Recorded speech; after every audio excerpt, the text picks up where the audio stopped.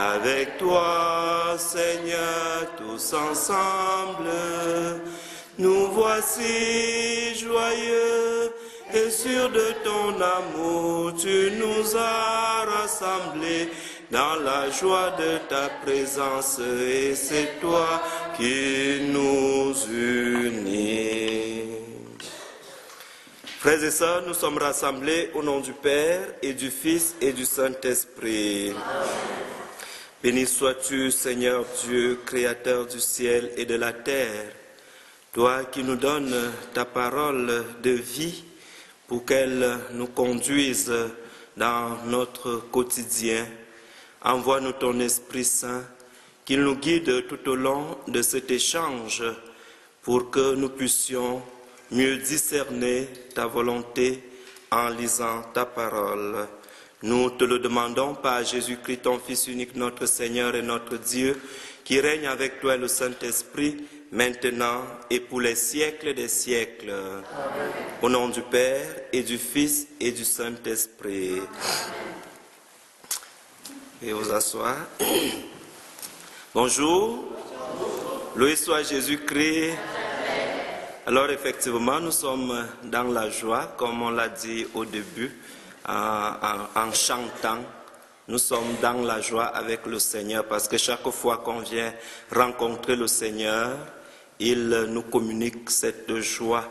C'est la joie que chaque personne peut ressentir lorsqu'on va à la rencontre de la personne qu'on aime. Et comme nous, on aime la parole de Dieu, lorsqu'on vient à la rencontre de la parole de Dieu, on éprouve effectivement cette joie parce que la parole de Dieu, c'est notre nourriture spirituelle. La parole de Dieu nous nourrit au quotidien. Le mois passé, nous nous sommes arrêtés sur le livre des Proverbes. Livre des Proverbes qui nous a aussi suffisamment nourris. Parce que dans le livre des Proverbes, on trouve plusieurs conseils des sages qui nous aident dans la vie pratique. Ce ne sont pas des choses qu'on imagine en l'air, mais dans la vie pratique. On avait d'abord fait un constat en disant que chaque peuple, chaque culture connaît des proverbes. Alors c'est comme ça qu'on s'est amusé un peu à chercher des proverbes québécois, les proverbes chinois, les proverbes, européens, ainsi de suite, africains.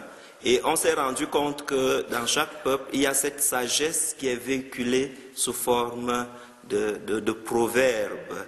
Et le livre des proverbes nous aide donc à approfondir spirituellement, parce qu'on peut avoir des proverbes qui n'ont rien à voir avec le spirituel, avec Dieu.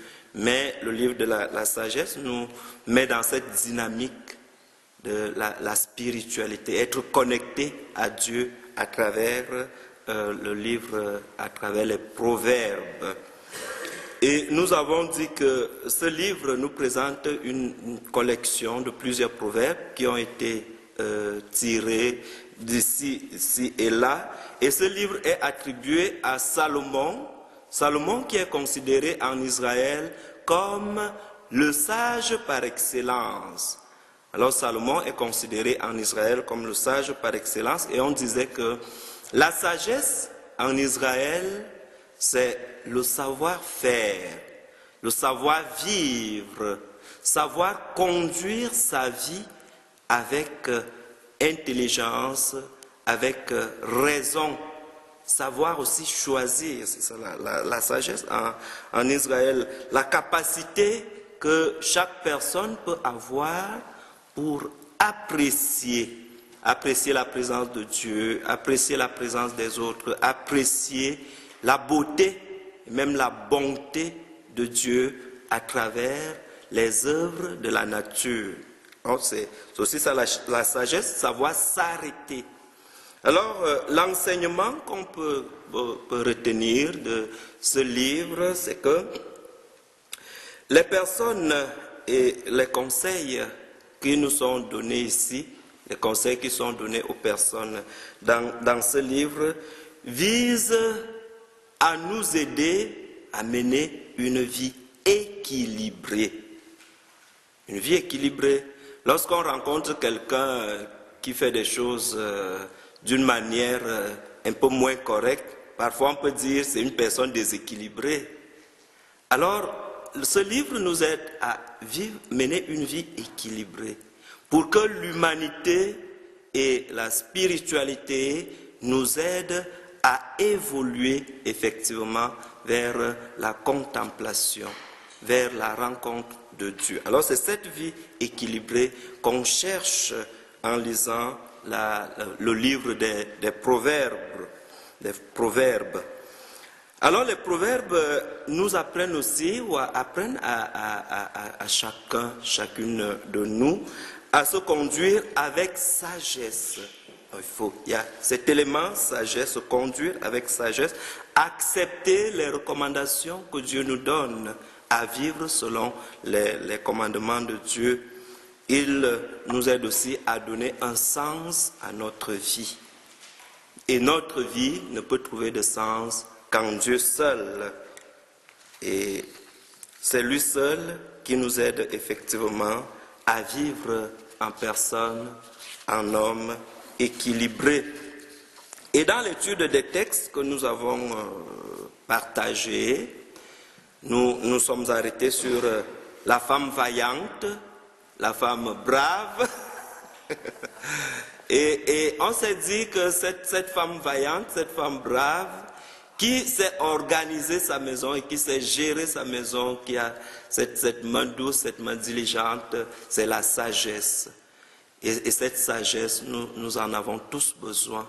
Nous avons tous besoin d'avoir une certaine sagesse pour nous organiser, pour vivre, pour conduire notre vie selon la volonté de Dieu.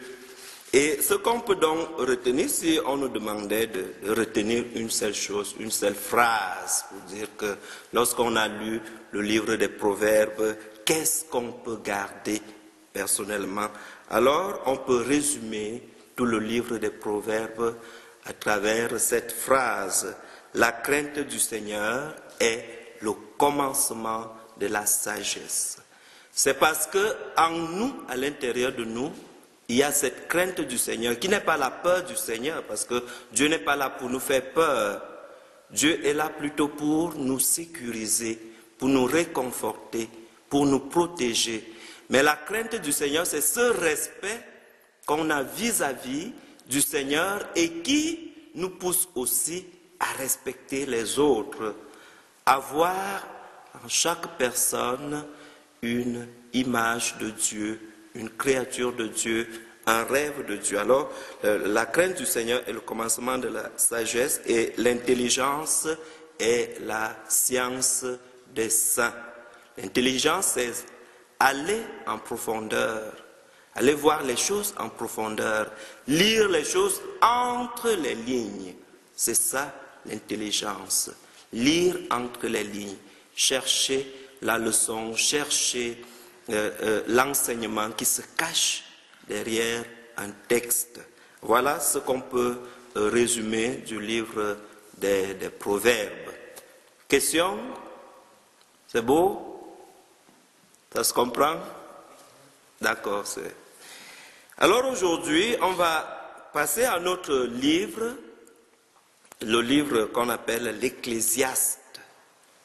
L'Ecclésiaste, c'est l'Ecclésiaste qu'on appelle aussi Qoéleth.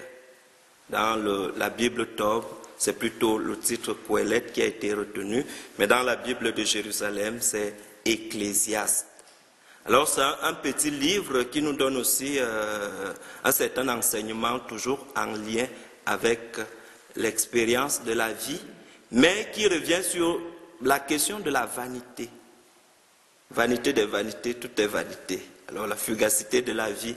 Donc c'est ce petit livre que nous allons étudier ce matin. Et je voulais d'abord revenir sur une considération pour nous rappeler l'importance des Écritures dans notre vie de foi et même dans notre vie en tant que personne. Lorsque on célèbre la fête des mages, l'épiphanie, comme on a célébré dimanche passé, En semaine, je me posais la question et je partageais pendant l'homélie cette réflexion. Lorsque les mages sont rendus à Jérusalem, l'étoile disparaît. Lorsqu'ils arrivent à Jérusalem, l'étoile disparaît. Alors ils ne savent plus quoi faire, où aller. Alors je posais la question, pourquoi l'étoile disparaît? Parce qu'ils sont rendus. Parce que Non? Paul est rendu à Bethléem. Ils ne sont pas encore rendus parce que l'enfant est à Bethléem. Et eux, ils sont à Jérusalem. Et c'est à Jérusalem que l'étoile disparaît. Vous voyez, la grande ville Jérusalem, la ville sainte. C'est à Jérusalem que l'étoile disparaît. Et lorsque l'étoile disparaît, les mages ne savent plus où aller. Ils n'ont plus d'orientation. Et qu'est-ce qu'ils vont faire? Ils vont aller rencontrer le roi Hérode pour se renseigner. Et lorsqu'ils rencontrent le roi Hérode lui-même qui n'était pas au courant qu'un roi vient de naître sur son territoire, qu'est-ce qu'il va faire? Il va convoquer les sages, les prophètes, les scribes. Et après les avoir convoqués, qu'est-ce que ces sages et ces scribes vont faire? Ils vont consulter les Écritures. Ils vont consulter les Écritures, ils vont dire, qu'est-ce que les prophètes ont dit à propos de cet enfant qui doit naître? Qu'est-ce qui a été écrit à propos de cet enfant? Et lorsqu'ils vont consulter les Écritures, ils vont effectivement se rendre compte que dans les Écritures, il y a les orientations qui sont données, les signes qui sont donnés à propos du nouveau roi qui vient de naître. Alors les prophètes vont dire, il va naître à Bethléem, en Judée. Alors toutes ces précisions vont se retrouver dans les Écritures et maintenant, le Hérode va dire aux mages, allez-y. Et lorsque les mages sortent de la rencontre avec Hérode, l'étoile réapparaît. Vous voyez, après avoir consulté les Écritures, l'étoile réapparaît. Alors je disais, on peut comprendre à ce niveau que les Écritures constituent pour nous une étoile, cette boussole qui nous donne une orientation. Parce que si les Écritures n'avaient pas été consultées, alors les mages allaient se perdre, ils n'allaient pas savoir où aller. Alors les Écritures deviennent comme l'étoile qui nous guide, la boussole, qui nous donne l'orientation, qui nous donne un sens. Et je prolongeais la réflexion en disant, quand est-ce que les étoiles disparaissent? Quand c'est nuageux, voilà. Quand c'est nuageux, les étoiles disparaissent. Alors les nuages cachent les étoiles. Alors il nous arrive aussi dans notre vie, au quotidien, de vivre des moments de nuages où on a l'impression qu'aucune étoile ne brille dans notre vie, où on a l'impression que tout est sombre, où on a l'impression qu'on ne voit plus rien, on ne connaît plus le sens. Notre vie n'a plus de sens, on n'a plus d'orientation, on n'a plus le goût des choses, on perd tout. Et en ce moment-là, qu'est-ce qu'on doit faire? Lire la parole, aller consulter les Écritures. Lorsque notre vie n'a plus de sens, lorsqu'on a l'impression qu'il fait sombre dans notre vie, le nuage de notre vie spirituelle couvre les étoiles. Lorsque au-dessus de notre vie, il y a ce mouvement de nuages avec les éclairs, avec le tonnerre, avec toutes sortes de verglas, de neige qui cachent les étoiles. Lorsqu'on vit ça, on va consulter les Écritures. Et maintenant, ce sont les Écritures qui viennent éclaircir notre ciel nuageux. Alors c'est pour cela que la parole de Dieu est très importante dans notre vie de tous les jours. Alors en poursuivant, l'échange sur le livre de l'Ecclésiaste. On va d'abord partir de l'étymologie. Pourquoi Ecclésiaste? Alors on va nous dire Ecclésiaste, en hébreu se dit Kahal. Donc c'est Kahal en hébreu et c'est ça qui a donné Ecclésiaste. Et en grec c'est Ecclésia. Et en grec ça se rapproche plus de l'expression que la Bible de Jérusalem a retenue. On peut dire que la Bible Top a retenu plutôt le titre hébreu. Kahal se rapproche de Qohélet et Ecclésia se rapproche de Ecclésiaste.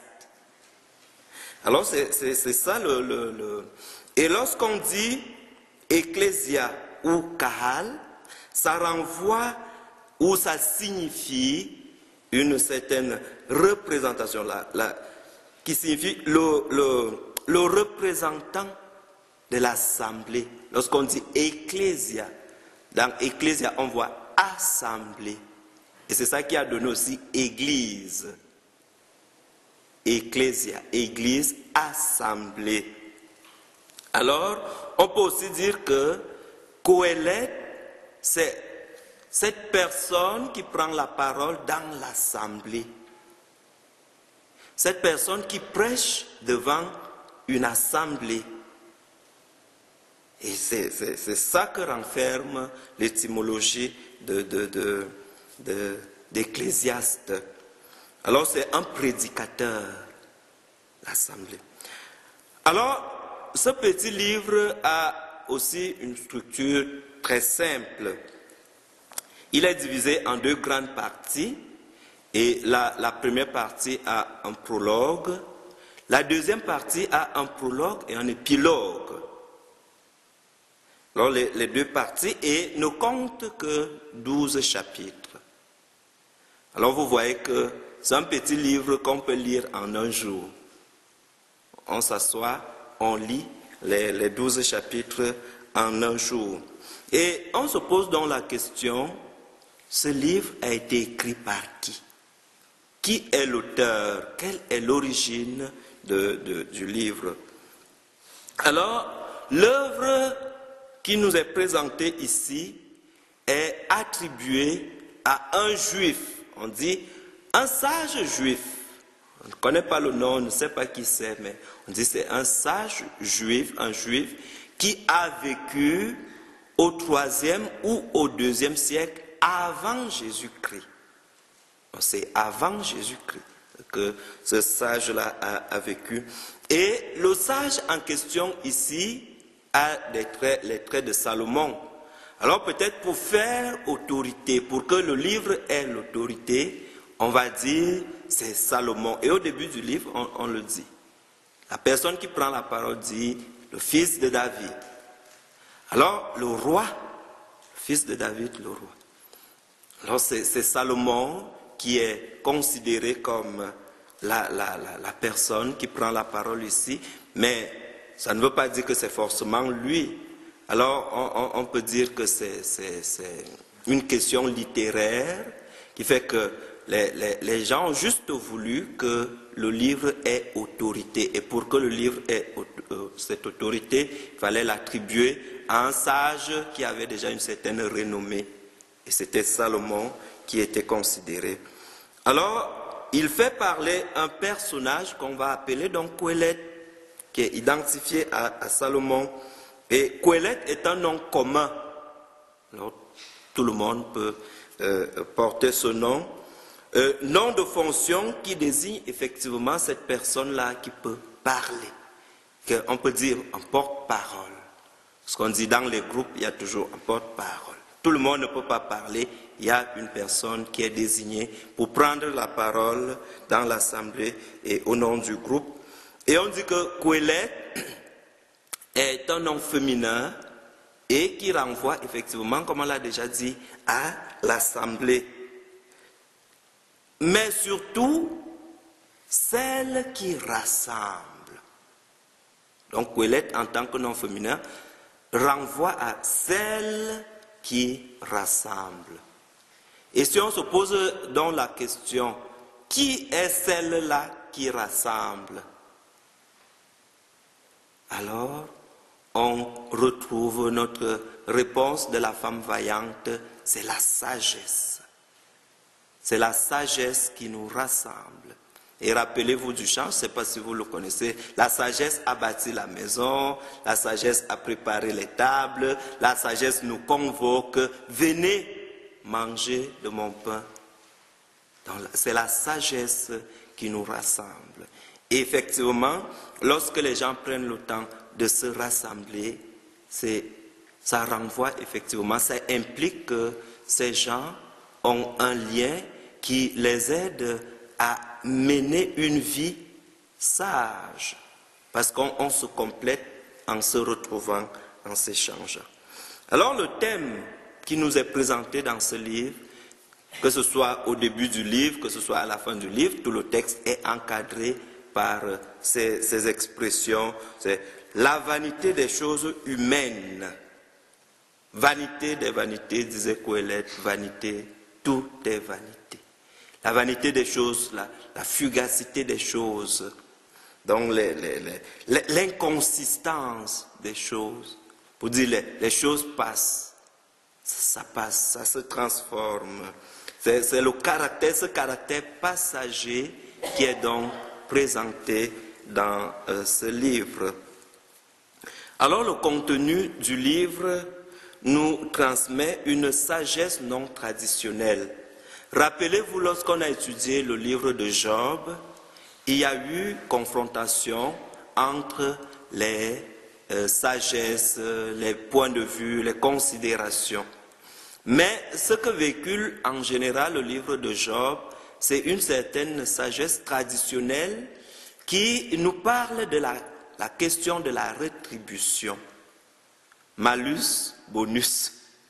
Alors, qui dit, si vous faites le bien, vous allez récolter le bien. Si vous faites le mal, vous allez récolter le mal. Et qui va plus loin en disant, si tu fais le mal, Dieu va te punir. Si tu fais le bien, Dieu va te récompenser. Alors le livre de l'Ecclésiaste dépasse cette vision des choses. Donc ce n'est plus une question de sagesse traditionnelle qui nous dit que autant de fautes, autant de coups de bâton. Non. C'est une autre proposition qui nous est donnée ici pour une vie concrète et pratique. Et le livre nous rappelle que le bonheur est fragile. Le bonheur est fragile. Les efforts pour obtenir ce bonheur sont presque inutiles. À quoi ça sert à chercher le bonheur? À quoi ça sert à travailler pour si? C'est comme c'était inutile. Alors le livre contient des considérations sur la vanité des choses. Simplifie la vanité des choses et on trouve parmi les considérations des proverbes, des réflexions sur la question de la vie aussi. La brièveté de la vie. La vie est courte. Alors ça peut être en quelque sorte des prises de conscience. C'est vrai que l'auteur a exagéré à certains endroits. C'est pour cela qu'il faut toujours demander à l'esprit de venir nous éclairer dans ces échanges. L'auteur il peut exagérer parce qu'au fond, tout ce que Dieu a créé, c'est aussi pour le bonheur de l'homme. Et alors, il nous donne comme la possibilité, le pouvoir de continuer l'œuvre. C'est ce que Dieu attend de nous.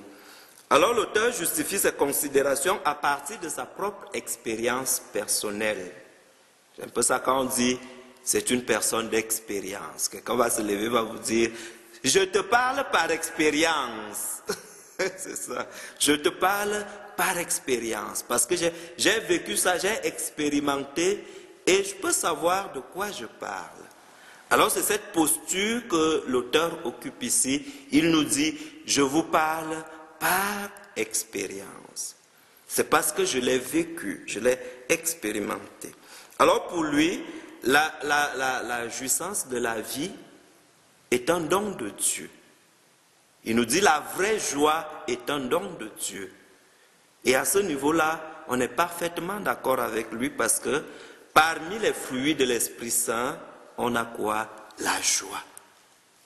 Et il va donc opposer cette joie qui est un don de Dieu à la joie éphémère, la joie qui passe, la joie qui se limite aux choses charnelles, au plaisir, la joie qui se limite au plaisir. Alors il nous dit, la vraie joie nous vient de Dieu. C'est un fruit de l'Esprit Saint. Alors c'est cette joie-là que nous devons cultiver en nous. Être en contact permanent avec l'Esprit pour vivre dans la joie. La menace constante de la mort nous plonge dans l'insécurité. C'est ce qu'il nous dit. La menace constante de la mort nous plonge dans l'insécurité. Et lorsqu'il va nous dire tout passe, tout passe, tout passe, c'est comme pour nous dire, bon voilà, tous les efforts qu'on va mener, tout ce qu'on va faire, est-ce qu'on a oublié qu'au bout du compte, il y a la mort? Mais ce que nous devons savoir, c'est que en tant que chrétiens, la mort, ce n'est pas la fin. Parce que la mort, c'est un passage. Et c'est ce que Jésus est venu nous apprendre avec la fête de Pâques, que la mort, ce n'est pas la fin, c'est un passage. On passe d'une vie temporaire à une vie éternelle. Donc on entre dans l'éternité. Alors c'est pour cela que je dis, il faut toujours étudier ces livres, les lire avec beaucoup d'intelligence et surtout demander à l'Esprit de nous aider parce que, comme je disais, ça a été écrit dans un contexte précis et il faut toujours tenir compte de ce contexte et tenir compte des réalités de la vie en ce moment-là. Alors, l'enseignement que nous donne le livre de Qoéleth, de l'Ecclésiaste, tout le séjour sur terre est provisoire parce que l'homme est en pèlerinage. Nous sommes des pèlerins. Nous sommes en marche. Alors le livre veut nous faire comprendre que, en tant que pèlerins, nous devons prendre conscience que notre destinée, l'arrivée, se trouve en Dieu. Nous sommes en marche. On va dire l'Église des enfants de Dieu, l'Église assemblée est en marche. Nous sommes en marche. Alors c'est ce que le livre recommande donc une attitude religieuse de soumission au Créateur. Alors si nous sommes en marche, si nous sommes en pèlerin, si nous sommes en pèlerinage, si nous sommes des pèlerins, nous devons nous appuyer sur Dieu. C'est lui qui nous accueille au bout de la marche. À la fin, c'est lui qui nous accueille. C'est en lui qu'on trouve le repos. Alors l'auteur veut apprendre aussi au lecteur à ne pas vivre avec exagération. La question de l'équilibre qu'on a déjà évoquée dans le livre des Proverbes revient ici. Ne pas exagérer dans la vie. Trouver l'équilibre, trouver le juste milieu, trouver à se stabiliser.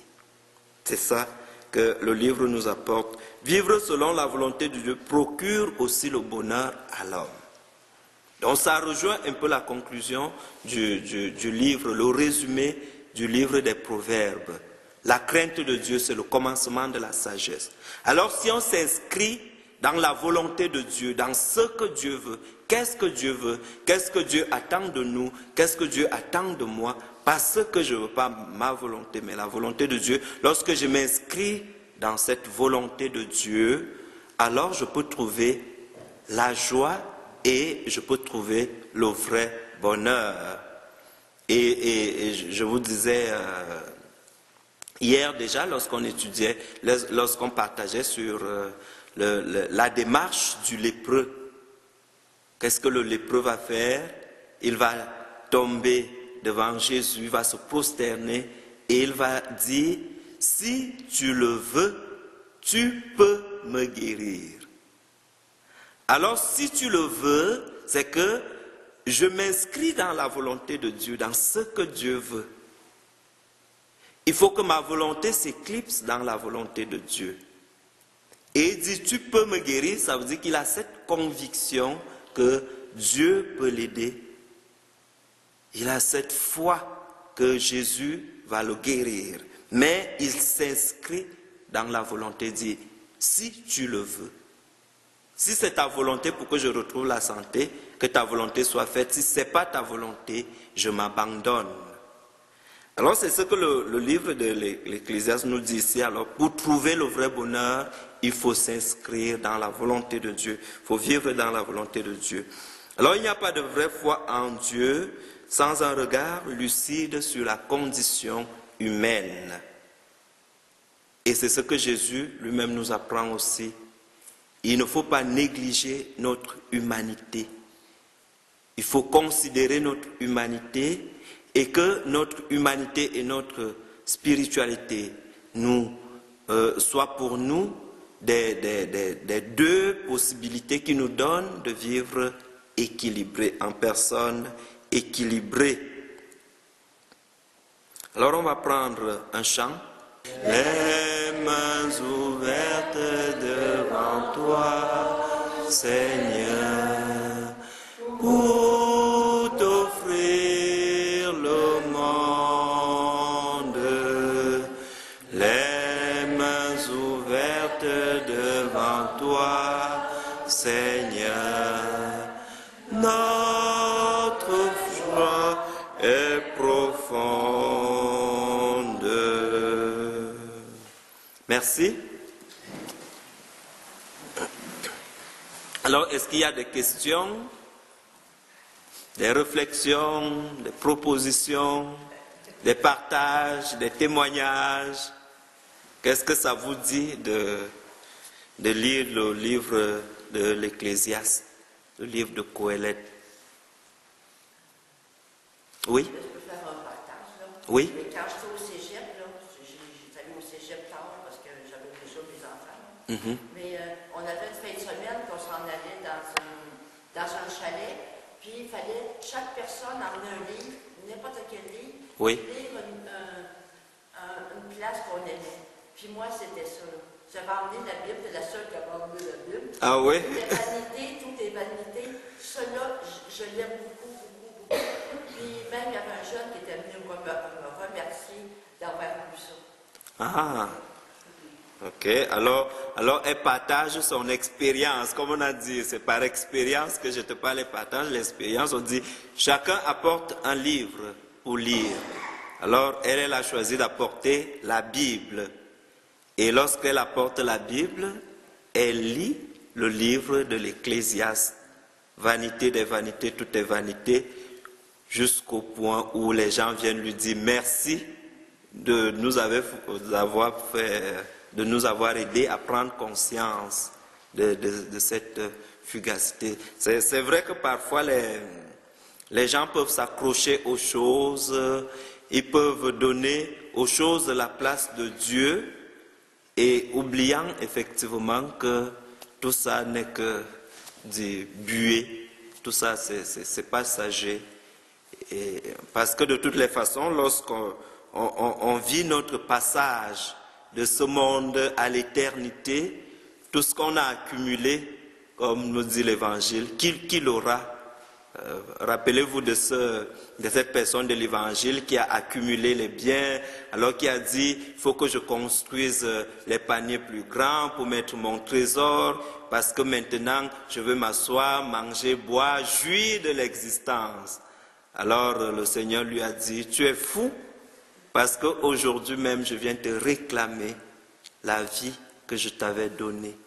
Alors parfois on peut se limiter à ça, on accumule des choses et on oublie que ce qu'on a, ce n'est que pour nous aider dans notre vie au quotidien qu'on doit vivre un certain esprit de détachement qui fait de nous aussi des enfants libres. Oui. Pour faire suite à ce que tu dis, un jour, une femme me dit, bon, je prends ma retraite. le monde me critique en me disant, mon Dieu, tu n'auras pas beaucoup de sous, tu devrais attendre 65 ans, non. Mais elle dit, mon voisin qui restait à côté de chez moi, il avait une ferme, puis il avait beaucoup d'argent, puis il disait toujours, quand je vais être à ma retraite, je vais voyager, je vais faire plein de choses. La première journée de sa retraite, il prend son tracteur, il a un accident, le tracteur tombe sur lui et il est mort. Oh. Voilà. Et il n'en a jamais profité de son argent. Et elle a dit, moi j'ai compris au travers de ça que c'est tout de suite que je dois vivre, c'est tout de suite parce que demain on ne sait pas de quoi ça sera fait. Voilà, ça va. Oui, c'est... On fait dans le quotidien nous autres. Là. Oui. Ouais. C'est... Je viens confirmer ce qu'elle dit. Moi, je travaillais dans le milieu de l'urgence et puis combien de fois j'ai réalisé que ça m'a fait voir la vie autrement aussi. Justement, la maladie, là c'était un accident qui était inattendu. Mais la maladie touche souvent ces personnes-là qui ont accumulé toute leur vie pour leur retraite. Ils tombent paralysés par un ACV, un cancer. Et c'est flagrant. Il y a des moments donnés, c'est tous des cancers du cerveau, c'est tous des ACV. Ça nous fait réaliser comment l'importance de la vie, comment il faut la vivre à tous les jours. Il n'y a pas d'attente qu'il va arriver plus tard. Alors, merci pour... Mais c'est un très beau témoignage. Moi-même, ça me touche parce que parfois, on ne le réalise pas. Les gens disent, faut d'abord que j'accumule de l'argent, je vais aller voyager, je vais faire ci, je vais faire ça. Donc, ils attendent. Alors, c'est comme pour dire, demain ne t'appartient pas. Et c'est ce que le livre nous dit. Il faut que notre bonheur, notre joie, qu'on les trouve en Dieu. Et effectivement, ça vient confirmer. C'est comme si vous avez lu le livre. Il faut vivre l'instant présent. Lorsqu'on a la possibilité de se faire plaisir, lorsqu'on a la possibilité de vivre la joie à travers des rencontres, à travers des personnes, il faut le faire. Il faut le faire en action de grâce avec Dieu. Effectivement, et cette femme-là a compris, et c'est ce qu'on vient de dire dans le livre, que le sage qui nous parle par expérience. Et cette femme, elle décide de prendre sa retraite parce que la mort de cette personne a été pour elle un déclencheur qui lui a apporté une certaine leçon de vie. Alors elle dit non, je n'ai pas besoin d'accumuler beaucoup d'argent pour vivre dans la joie. Je n'ai pas besoin d'attendre. C'est aussi comme pour se dire non, il faut que je prenne soin de moi maintenant. Pourquoi me fatiguer à travailler jusqu'à 65 ans parce que je vais accumuler de l'argent alors que je peux dire ce que j'ai là, je peux maintenant rendre grâce au Seigneur en vivant ça. C'est vraiment très touchant comme témoignage et ça nous interpelle beaucoup. Et ça comme vous dites, quelqu'un qui passe le temps à s'attacher sa beauté, son corps, son ceci, et un jour, comme vous dites, l'AVC arrive, le cancer arrive, la personne devient l'ombre d'elle-même. Et c'est en ce moment-là qu'on réalise que si tu n'as pas cultivé cette liberté intérieure qui te détache à tout cela, et savoir remettre, comme Job. Job avait tout, il a perdu tout, il est tombé malade, même son corps a été attaqué.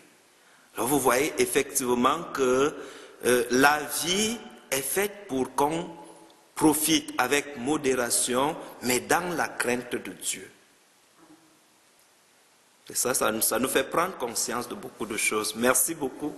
Monsieur Robert, après Madame Irina. Il y a un peu ce que tu vas dire, tu viens de parler, c'est que moi, ça m'avait un beau détachement.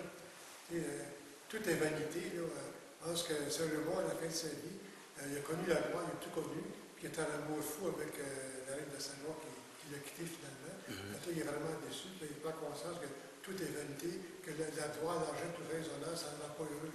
Ce n'est pas les biens terrestres, c'est la source qui est Dieu qui est bonheur. Le détachement, c'est important, de ne pas s'attacher aux choses. Quand on est père, on peut se décourager. Oui, c'est ça. On peut réaliser lorsqu'on perd quelque chose. lorsqu'on s'attache à ci, on s'attache à ça, et lorsqu'on perd cette chose-là qu'on peut réaliser. Et c'est pour cela que parfois, certains petits événements peuvent nous aider à prendre conscience de cette réalité des choses, de dire, il faut pas être esclave. Il ne faut pas être esclave de ce qu'on possède. Ça ne veut pas dire qu'il ne faut pas avoir des choses. Dieu veut que nous soyons heureux, Dieu veut que nous soyons heureuses, Dieu veut que nous soyons bien, qu'on prenne soin de notre corps, qu'on soit en santé, qu'on soit bien, il le veut. Voilà, c'est ça. Mais il faut le faire avec équilibre. Mais ça, on trouve dans la volonté de Dieu.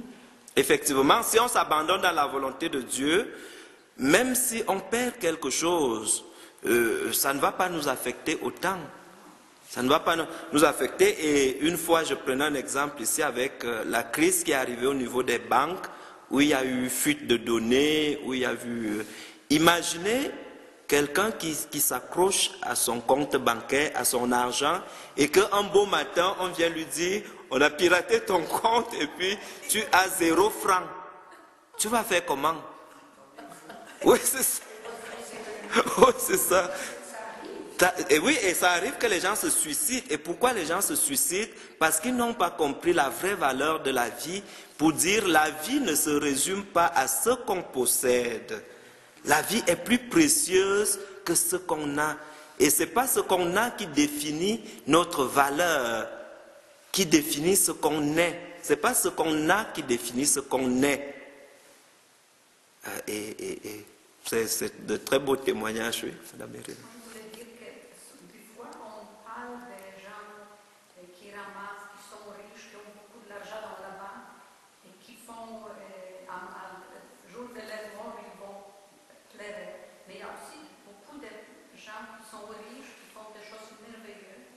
C'était dans les histoires aujourd'hui, même je connais personnellement qui sont des millionnaires et qui font des choses vraiment extraordinaires. Et l'histoire nous montre qu'il y a tellement de missionnaires laïcs qui vont dans le monde, dans les pays pauvres, qui vont construire, faire des choses, soigner les gens.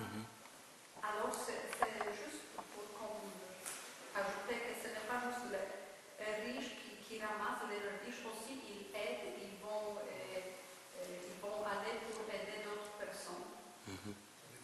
Oui, mais c'est une bonne réflexion parce que ce que vous dites rejoint ce que nous sommes en train de partager. Parce que lorsqu'on a des moyens et qu'on a cette liberté intérieure, ce détachement, ces riches qui partagent, ces riches qui œuvrent dans l'humanité, dans ci, dans ça, mais ce sont des gens qui ont une liberté intérieure, qui ne s'attachent pas aux choses, parce qu'ils sont capables de donner. Ils sont capables de faire du bien. Ils sont capables d'être à l'écoute du pauvre. Et parfois, on peut être pauvre et très attachant. Oui, on peut être pauvre et très attachant. Quelqu'un va vous dire, je n'ai rien, je suis pauvre et tout. Tu arrives dans sa maison, si tu touches son chien, la personne commence à pleurer. Oui, c'est ça, parce que la personne est tellement attachée à son chien qu'il n'y a pas cette liberté intérieure. Mais la personne va te dire, je n'ai rien, je suis pauvre.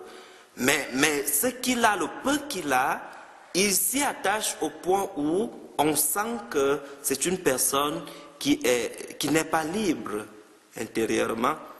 Donc il y a aussi des pauvres qui sont riches en eux-mêmes, pleins d'orgueil, qui veulent vivre la vie des autres, qui passent le temps à maudire les riches, qui passent le temps à croire que non, Dieu a fait beaucoup d'erreurs, ainsi de suite, mais c'est pour cela qu'on dit, c'est l'équilibre dans la vie.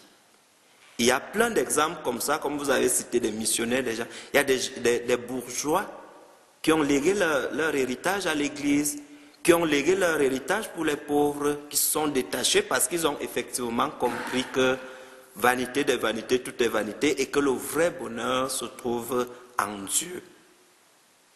C'est beau? Vous avez un témoignage. Est-ce que j'ai le temps?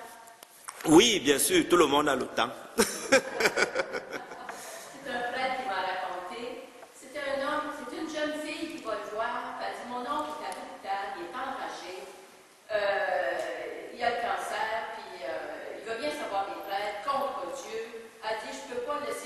mon père a dit, il faut absolument aller voir. Elle était très croyante. Elle dit, il faut aller voir, il faut faire quelque chose. Elle dit, il va mourir. Elle a dit, elle a croyé en Dieu. Le prêtre a dit, c'est lui qui m'a raconté ça. Il dit, écoutez, s'il ne veut pas voir un prêtre, il dit qu'il ne veut pas le voir. Puis il est allé à Sultan, toujours, je te d'accord. Il dit, je suis allé parce que la petite m'a beaucoup supplié. C'était pas loin, en tout cas. Il est allé, il dit, j'étais prête à tout. Il dit, j'étais prête à. Il dit, j'ai accepté, mon Dieu, qu'il se passe, je suis prête à tout. Il est arrivé comme de fait l'homme, là, un janvier, il était enragé. Je l'ai écouté, j'ai resté là. Après, quand j'ai fini, j'ai dit, bon, vous êtes enragé, vous avez le cancer, vous êtes jeune. Il dit, oui, moi j'ai mon auto, j'ai mon skidoo, j'ai mon cadet, j'ai tout acheté, j'ai fait puis là, j'ai le cancer, puis je vais mourir. Ah, oui, c'est Dieu vous a donné la vie. Puis il dit, viens vous l'enlever.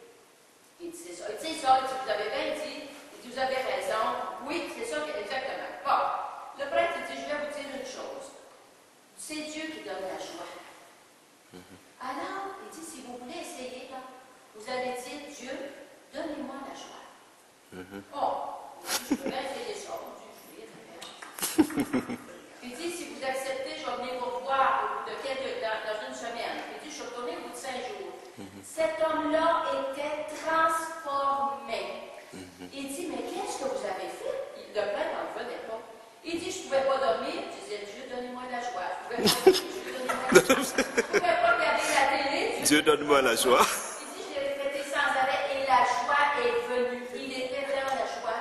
Il y a eu les derniers sacrements et il est mort dans la joie cette journée. Le prêtre dit, j'en revenais pas. Joie. Comment, moi j'étais époustouflée, je me dis, en quelques jours, une supplication constante a changé sa vie.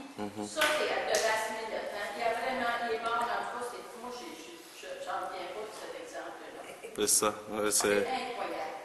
Il est mort joyeux. Ouais. En tout cas, c'est un très bel exemple aussi parce que quelqu'un qui voit sa vie partir ne se soucie pas parfois des personnes, va se soucier des biens, ma voiture, mon skidoo, ma maison, mon compte bancaire, qui va rester avec, qui va rester profiter avec. Et vous voyez, et parfois ça peut même accentuer la maladie. Parce que lorsqu'on est malade et qu'on est agressif, on est fâché, on est enragé, on est énervé, ça ne nous aide pas. Ça nous détruit davantage. Ça nous détruit davantage. Et vous voyez comment cette conversion a surgi. Tout simplement parce qu'il a demandé à Dieu de lui donner la joie à travers la présence du prêtre et à travers, c'est là qu'on dit, les intermédiaires, ça aide beaucoup. Cette nièce, cette personne qui allait supplier le prêtre, et que le prêtre a pris le risque, a accepté. Parce que parfois, on a peur de prendre le risque. Ah, il ne veut rien savoir de l'église, ne veut rien savoir des prêtres, il ne veut rien savoir. Mais la personne souffre. Mais il lui dit, Dieu, donne-moi la joie. Et il a retrouvé la joie, il a retrouvé la liberté intérieure.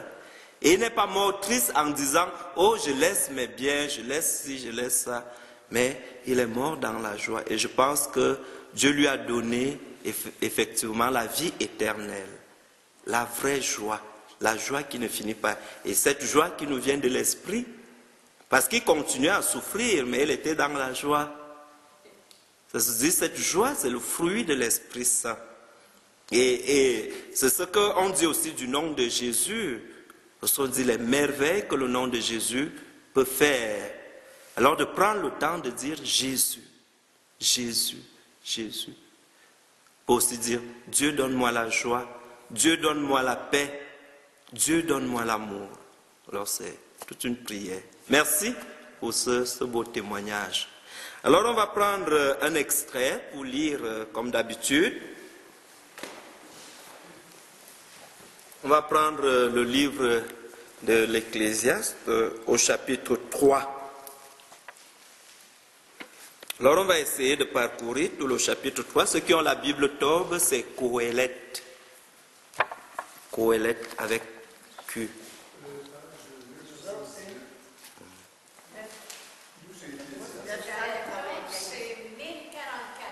D'accord. C'est 1044. 1044 pour ceux qui ont la Torah. Moi, j'ai 1068 dans la Bible comme celle-là. Ok, Suite après 40. d'accord. Donc, Ecclésiaste, Coëlette. Les autres, ceux qui n'ont pas, vous pouvez juste écouter.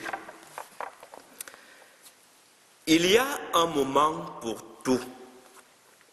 Il y a un temps pour toutes choses sous le ciel.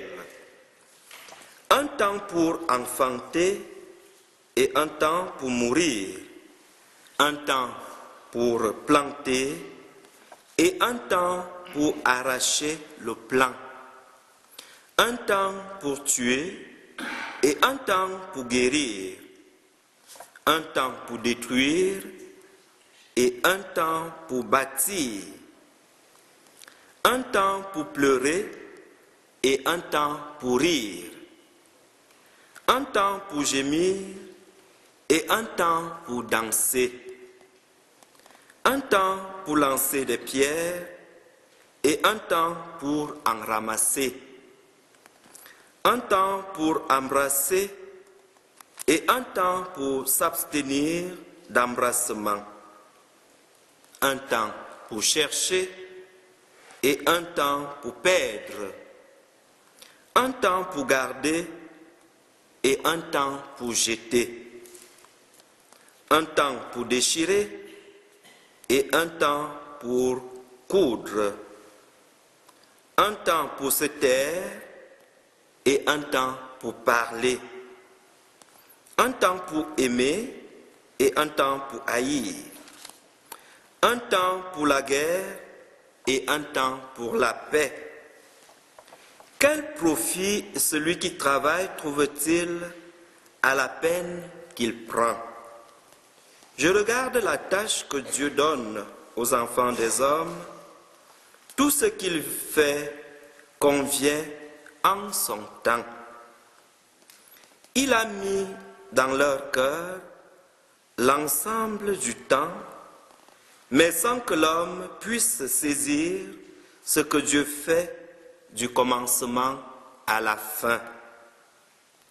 Et je sais qu'il n'y a pas de bonheur pour l'homme, sinon dans le plaisir et le bien-être durant sa vie.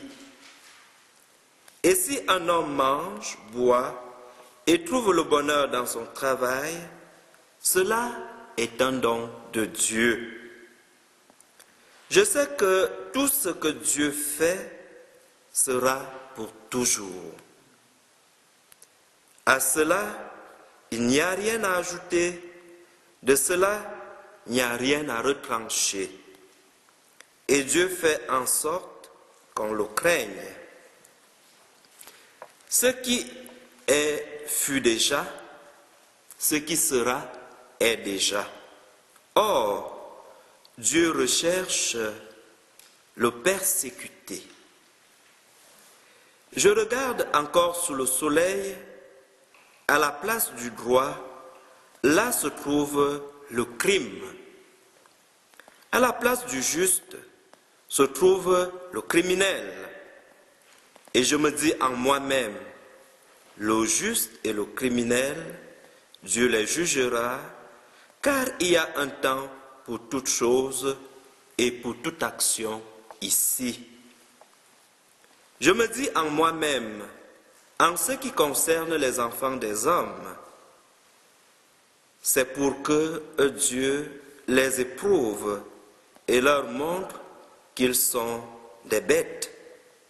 Car le sort de l'homme et le sort de la bête sont un sort identique. Comme meurt l'un, ainsi meurt l'autre. Et c'est un même souffle qu'ils ont tous les deux. La supériorité de l'homme sur la bête est nulle, car tout est vanité. Tout s'en va vers un même lieu. Tout vient de la poussière, tout s'en retourne à la poussière. Qui sait si le souffle de l'homme monte vers le haut et si le souffle de la bête descend en bas, vers la terre? Je vois qu'il n'y a de bonheur pour l'homme qu'à se réjouir de ses œuvres, car c'est là sa part, qui donc l'amènera voir ce qui sera après lui. Parole du Seigneur. Alors voilà un extrait qui essaye de nous situer dans le temps, dans l'espace aussi, et qui nous rappelle que les choses évoluent progressivement. Oui. Si on est dans la volonté de Dieu, ça va se produire au fur et à mesure. Alors s'inscrire dans le temps de Dieu. Alors en écoutant cet extrait, qu'est-ce qui vous touche, qu'est-ce qui vous frappe, qu'est-ce que vous remarquez?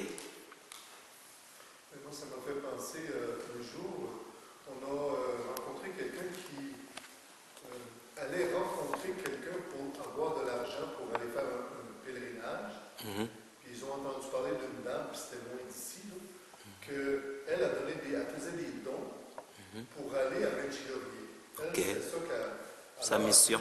Pourquoi vous n'écrivez pas une lettre? La même chose que moi, ce que je fais, elle a écrit une lettre, mais est allée la porter en main propre pour un groupe qui voulait avoir de l'argent. Okay. Et puis finalement, elle est revenue sans sous. Puis nous, on a eu tous les sous, ou en tout cas une bonne partie des sous pour notre voyage. Tout ça pour dire que cette dame-là, où ce qu'elle prend son argent, c'est elle a un oncle qui était très riche et qui était avare de son argent. Okay. Qui est tombé malade. Puis elle s'en occupait. Puis elle lui demandait de l'argent, il lui refusait jamais rien. Puis elle le donnait, parce qu'elle n'avait pas besoin, elle le donnait pour ceux qui voulaient faire un pèlerinage. Okay. Puis elle a dit, j'ose croire que ça va sauver son âme, qui a été aussi avare. Okay. Je demande que ça soit pour lui bénéfique dans sa mort, dans ce qu'il va vivre. Elle a fait ça pendant des années.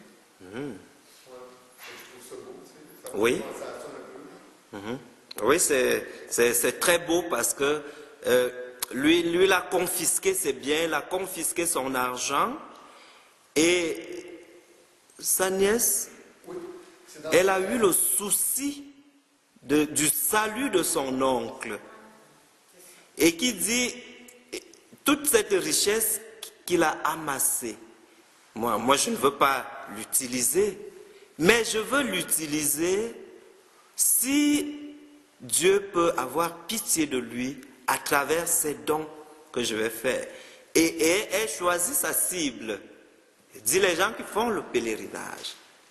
Donc, dans le sens où ils vont prier pour la personne, ils vont prier pour son âme, ils vont prier. Elle a peut-être écouté cette parole de Saint Pierre qui nous dit « La charité efface un grand nombre de péchés. » Ce n'est pas pour acheter Dieu. C'est pour dire, non, lui, il a confisqué ça, mais moi, je vais offrir ça au Seigneur, je vais offrir ça aux gens qui en ont besoin pour que son âme au moins soit sauvée. Parce qu'au fond, il a accumulé tout ça, mais après, il l'a laissé. Il est parti avec nulle part. Donc, c'est de beaux gestes parce que sa nièce pouvait aussi dire, Dieu merci, je vais garder cet argent pour moi, mais elle partage, ça veut dire qu'elle avait aussi cette liberté intérieure. Dans sa foi, dans son engagement, elle avait cette liberté intérieure. Merci pour ce beau témoignage. Oui. Moi, j'aimerais dire que c'est vrai que des fois, on prie, on a donc l'impression que c'est long avant que Dieu réponde. On dirait qu'il est sourd d'oreille. Mais j'aimerais rappeler quelque chose qui s'est produit chez nous. Quand Myriam avait 4 ans, elle voit comme ça dans un journal, Noël approchait, elle dit « Maman, je voudrais avoir un petit chien avec un petit ruban rose qui fait ouf ouf. » Ok. Oui, c'est ça. Alors, nous, on a 6 enfants et Noël, pour nous, c'est très sobre chez nous. Des fois, même, on fait les jouets. Lui faisait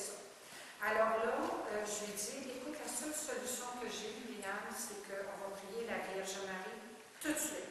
Elle me dit, OK. Alors là, le 4 ans, je pense, commencer à faire une grande prière. Bien sûr. Elle se m'élutinait comme ça. Puis, Marie, s'il te plaît, je voudrais avoir le petit chien, nanana. Parce que... Ah oui, sa prière finie.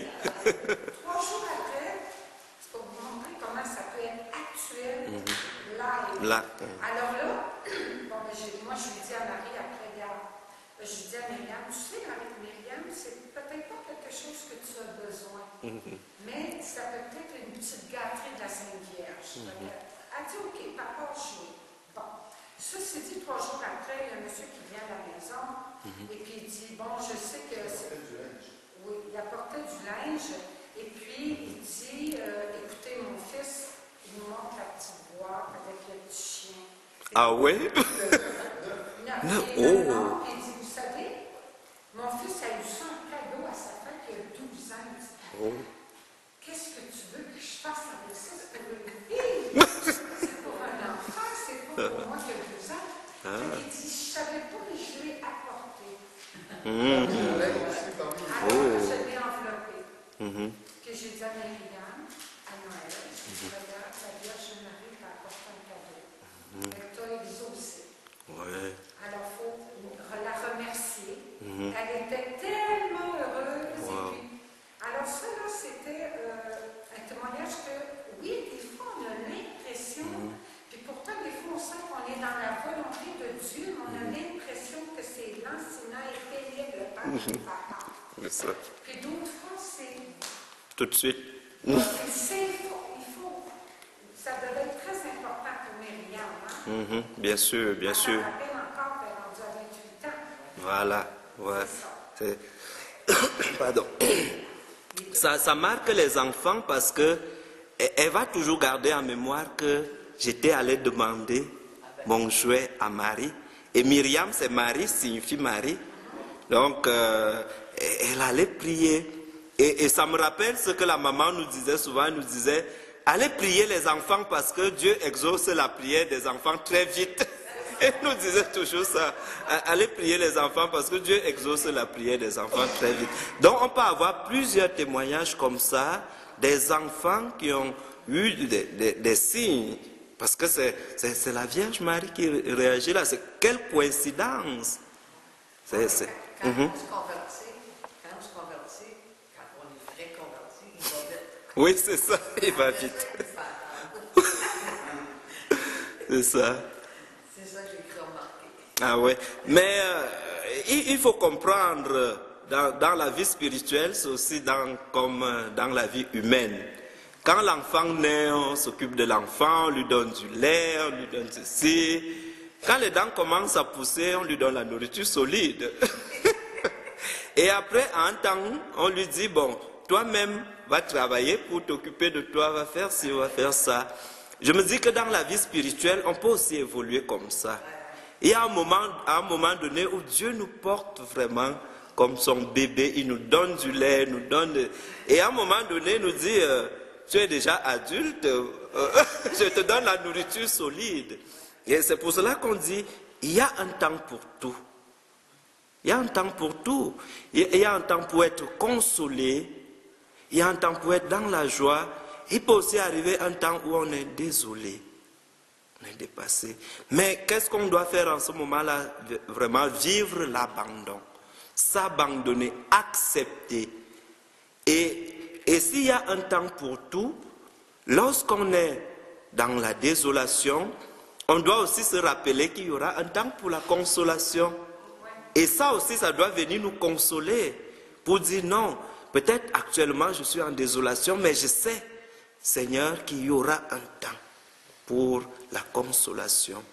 Et c'est ça l'abandon, dire au Seigneur, s'inscrit effectivement, comme vous dites, dans la volonté de Dieu. Dire, Seigneur, si c'est ça que tu veux, que ta volonté soit faite. Ça va loin la décision d'aimer.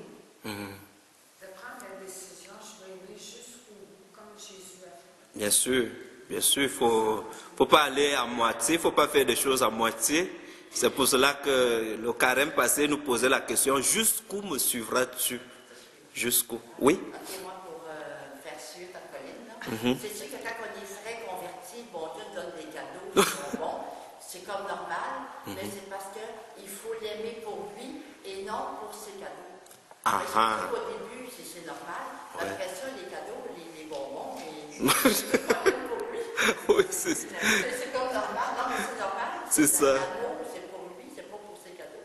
C'est ça, et ça se comprend très bien parce que, et effectivement, si on observe un peu parfois dans certaines relations, on va se rendre compte que les gens ne nous aiment pas pour ce qu'on est. La preuve en est que, un exemple simple, si vous allez rencontrer quelqu'un que vous n'avez pas vu depuis longtemps, si la personne commence à vous poser la question, qu'est-ce que vous m'avez gardé? Au lieu de vous poser d'abord la question, comment vous allez? Il vous pose la question, qu'est-ce que vous m'avez gardé? Alors c'est comme pour dire que non, ma relation avec Dieu c'est par rapport à ce qu'il me donne. Donc il faut vraiment qu'on évolue, comme vous le dites très bien, il faut qu'on évolue dans notre vie spirituelle. De dire oui, ma relation avec Dieu n'est pas seulement dans ce qu'il me donne, mais ma relation avec lui, c'est aussi une relation gratuite, où je dis, j'aime Dieu parce qu'il est Dieu. Je n'aime pas Dieu parce qu'il va me donner ci, parce qu'il va me donner ça, parce que je veux lui demander, et je vais le dire. Oh oui, c'est ça. Oui, c'est ça. Oui, c'est effectivement le fond. Quand il le fait, quand il nous donne des choses, mais il veut qu'on cultive aussi cette liberté pour dire, il nous donne aussi sa présence. Sa présence, c'est aussi le fond. Juste être en présence de Dieu, sans rien avoir, c'est aussi du fun. C'est ça. Seigneur, je suis là devant toi, en ta présence. Je suis en ta présence, ça me fait du bien. Ta présence me fait du bien. Même si tu ne me donnes rien, c'est comme ça en amour. En amour, c'est comme ça. La présence de la personne que j'aime me fait du bien, même si cette personne ne me donne rien. Seule ta présence pour moi est un cadeau. Vous êtes un cadeau pour moi. C'est ça. Seule votre présence. Parce que si la salle était vide, je ne serais pas ici en train de bavarder. Mais votre présence est cette preuve d'amour. Seulement le fait d'être présent, même si on ne donne rien, ça montre l'attachement, l'amour. Et c'est la même chose avec Dieu. Donc on ne doit pas aimer Dieu seulement parce qu'il nous donne des choses. Oui Seigneur, quand tu me donnes des choses, je viens à la messe, ça marche. Quand tu me donnes des choses, je prie, ça marche. Alors quand tu ne me donnes rien, même la messe là même, je ne pars plus. C'est ça. Alors et pourtant, il faut cultiver cette relation de gratuité où on dit, Seigneur, je t'aime pour ce que tu es. Pas pour ce que tu me donnes, mais pour l'être Dieu. C'est beau, hein? Oui. Et Saint Paul, il dit, ma grâce te suffit. Voilà. On a ce cadeau-là tous les jours. C'est ça. Il ne faut pas s'attendre à avoir des choses miraculeuses. Déjà, c'est le miracle, la grâce qu'on reçoit. Et la manne qu'il nous donne à chaque fois qu'on va à l'Eucharistie, c'est le plus grand cadeau d'être uni à lui. Oui. Alors, moi, c'est mon cadeau quotidien que je crois qu'il me remplit, qui me laisse, qui me donne la vie et qui me garde dans l'amour. Oui, c'est ça. C'est effectivement cette soif de Dieu qui est pour nous un cadeau, parce que ça va nous conduire à lui. J'ai soif de lui, je m'en vais puiser cette grâce.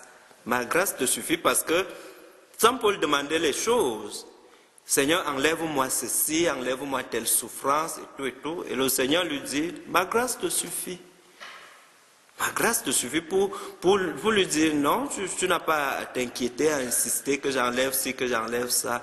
Mais le simple fait d'être présent dans ma grâce, de laisser que je te comble par ma grâce, est déjà un don, comme on dit, grâce, don gratuit. Et c'est ça, effectivement, que Dieu nous aide à comprendre dans ce qu'on est, dans ce qu'on fait, dans nos relations. C'est beau? Oui. Alors on va prendre un petit chant. Alors, Puis on va page conclure. 112. 112. Numéro 1 et 2. Tournez vers l'avenir. Tournez vers l'avenir. Nous marchons à la lumière. Fils du Dieu vivant. Tournez vers l'avenir comme le peuple qui espère. Le soleil levant. Espérez des matins, des mangines, premier feu dans son jour sans déclin. Jésus-Christ du temps est disciple, notre siècle apprendra que tu viens. Tournez vers l'avenir, nous marchons à ta lumière, Fils du Dieu vivant. Tournez vers l'avenir comme un peuple qui espère le soleil levant. Espérez un réveil de la terre, l'Esprit Saint dans nos grosses raisons. Dieu travaille son œuvre régulière, chaque jour l'univers est nouveau. Tournez vers l'avenir, nous marchons à ta lumière, Fils du Dieu vivant. Tournez vers l'avenir comme un peuple qui espère le soleil levant. Merci. Alors, on va conclure cet échange en disant que la pensée fondamentale de ce livre de l'Ecclésiaste, c'est que l'homme doit se contenter de ce que Dieu met à sa disposition et doit faire un bon usage. Faire un bon usage de ce que Dieu nous donne, se contenter de ce que Dieu nous donne, prendre le temps aussi de rendre grâce à Dieu pour son temps. Parce que là, on vient de lire, il y a un temps pour tout. Dieu, c'est le temps, c'est notre temps, c'est Dieu qui donne un sens à notre vie et c'est lui qui définit notre temps. Alors, tout notre temps lui appartient. Il faut toujours se rappeler et qu'on doit être en présence de Dieu aussi à temps et à contre-temps. Dire Dieu, il faut toujours que tu sois là avec moi parce que le temps t'appartient, le temps ne m'appartient pas. Retenir aussi qu'on ne doit pas se soucier du lendemain, c'est le temps de Dieu, c'est Dieu qui s'occupe du lendemain et on ne sait pas toujours de quoi le lendemain sera fait. C'est pour cela qu'il faut accepter, effectivement s'inscrire dans la volonté de Dieu en disant oui, je projette faire ça, je projette faire ci, je projette, mais Seigneur, que ce soit dans ta volonté. Précède-moi dans ça. Et si c'est toi, montre-moi des signes. Alors c'est tout ça que Dieu ne condamne pas, Dieu ne nous condamne pas, Dieu ne nous interdit pas d'avoir des choses, Dieu ne nous interdit pas d'être prudents, Dieu ne nous interdit pas de prendre soin de nous, des autres, ainsi de suite. Dieu ne nous interdit pas de travailler, mais il nous invite à vivre dans une certaine liberté, dans une certaine crainte, la crainte de Dieu qui nous pousse à vivre ce respect de Dieu qui nous donne la vraie joie, la joie qui ne finit pas. Alors je tiens à vous remercier grandement pour votre présence ici, qui est un cadeau pour nous, pour le sanctuaire et pour les prêtres qui œuvrent aussi ici.